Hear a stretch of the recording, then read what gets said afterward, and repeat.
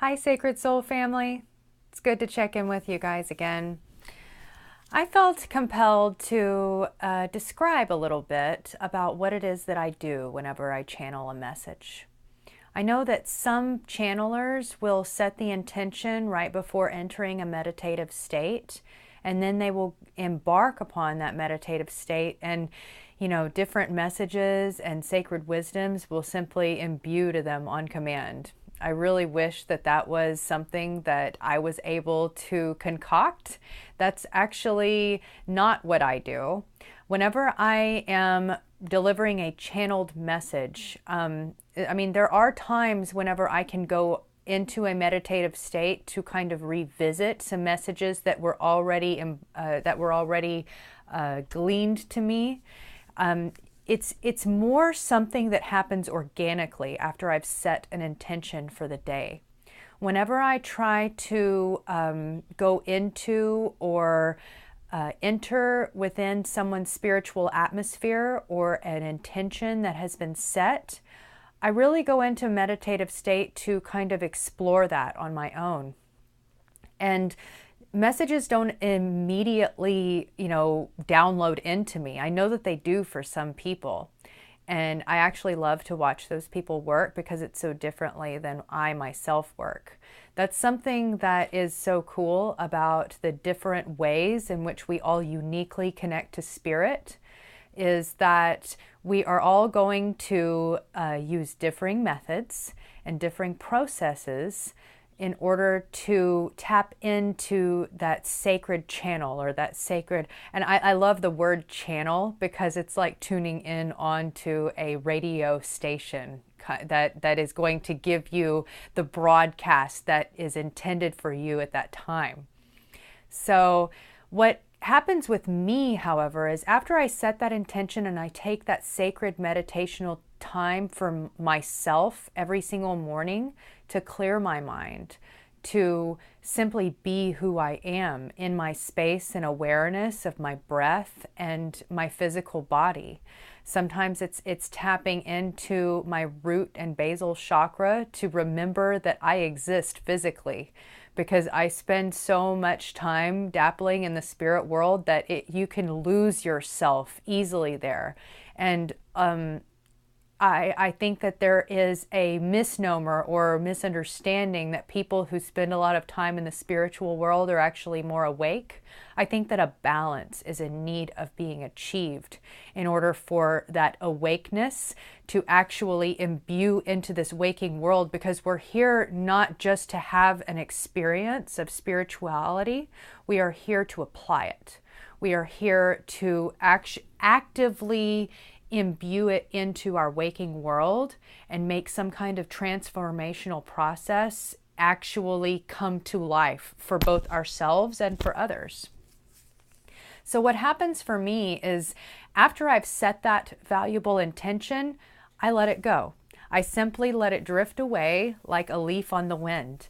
And I trust within myself that it will return to me in the message that is needed at the right time.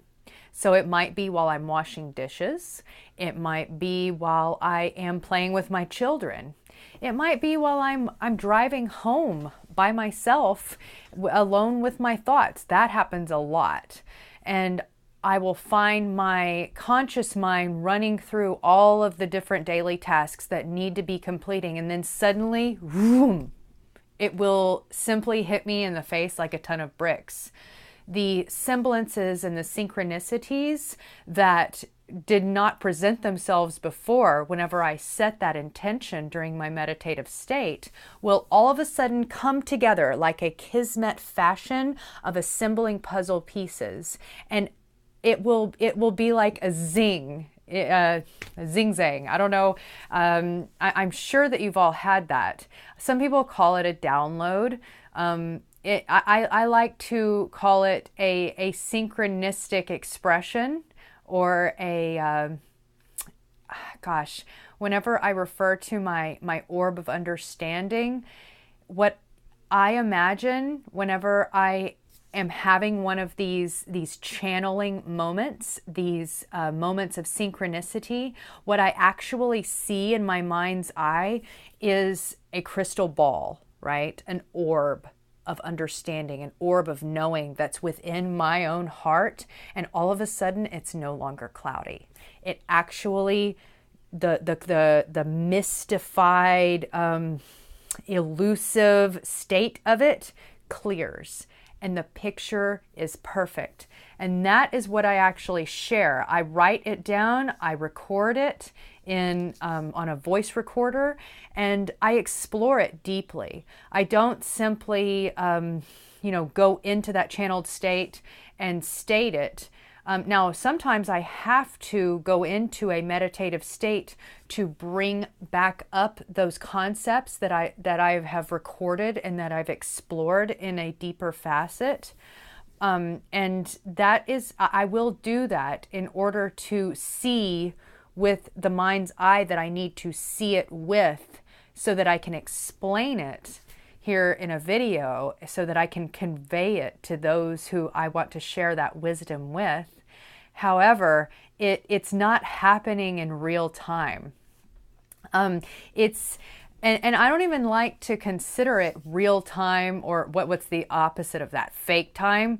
I mean, we're all on a continual line, a continuum line of time, right? Time doesn't exactly exist in the linear fashion that we like to consider it as. We have to look at it in that paradigm in order to function in the 3D world, right? But we have to marry it with an entirely different concept and paradigm of time as circular or as cyclical. And indigenous cultures throughout the world have recognized and implored in this as the truth that is, anyone who has, revisited something over and over and over again, you can call it karma, you can call it, patterning behavior. You're going to get a lot of different descriptions from a lot of different folks and walks of life. But what I actually envision, I'll do this for you right now. I've already had this channeled message imbued to me, weeks ago, but I will share it with you now with my eyes closed so that you can understand that I am recollecting it from my own orb of understanding. I am re-accessing it from my own files, from my own Akashic records, if that is what you prefer to call it. I actually really love that definition. However, what I am seeing right now, I am re-accessing this, and it is the spiral. It is the DNA spiral of time that is cyclical. We think of cyclical time as a cycle, as a circle, right? What I'm going to do is I'm going to flip this way, and I'm going to kind of turn it this way. So it's actually a helix, and it is, so we can go up or we can go down. And this has a dimensional quality, you see? So time is not so much linear in two-dimensional time and space, the way that the way that we envision this before we have our awakening and our understanding of the spirit world and where it is that we fit on this time and linear equation. It is actually that helix. So whenever you are revisiting a different pattern, or the same pattern rather, of having to revisit these experiences over and over again. Perhaps it might be, why do I always choose the wrong person? Why am I always ending up in this job? Why are these, relationships between me and my boss, why are they mirroring each other with every different job that I have? So the way that you can understand this better is that you are being given an opportunity to revisit this experience to learn from it. The reason you're being given that experience over and over and over again is maybe you haven't quite got there yet, or perhaps it's Perhaps you gleaned something, but it wasn't the full spectrum of wisdom that you are supposed to obtain from this particular circumstance that keeps presenting itself in your life. And, you know, this continuum of time and experience in the helix form, whenever you have that experience and you make a different decision, you make a different choice on at the same time, if you will, on a higher level of dimensional quality of this experience, you are actually moving up. You are ascending. This is where ascension process is something that can be explored. You are ascending on that continuum of time. Time is the ruler. It is the vessel with which you have to explore these lessons for yourself. And it might be over lifetimes. This is not over one lifetime that we're talking. You might be having these same continual experiences over and over again through multiple lifetimes until finally you're able to have that aha eureka moment, understand the wisdom that you are supposed to explore and receive on a very deep soul level, and it's actually going to change your DNA to a certain extent. And that DNA shift with who you are, I mean, now you're going to have a completely different experience, and the cyclical lesson that you're going to be exploring is going to be different this time because you've already gotten what it is that you need from that last type of cycle. And I want to explain one other bit of wisdom with regards to this channeling that I received. So we all know, or perhaps we don't, I'm going to let you know that there are other strands of DNA that scientists are actually finding in different people's genetic material, and that they have posited that there will be up to 12 different strands of DNA that we're going to be evolving into having as a human race. And the first one that they discovered in, I believe, a 4 or 5-year-old child, it manifested as kind of a defect of sorts. This is something very interesting that, first of all, okay, mutations. Mutations are what evolutionists, or not evolutionists in the religious sense, or the non-religious sense. More people that simply, hold to that paradigm of thought and understanding with where it is that we come from. I mean, they actually, they acknowledge that any adaptation that any species has, that specializes it as a, to its environment, it begins as a mutation. And mutation has that connotation that there's like some defect, some deformity. That's absolutely not the case.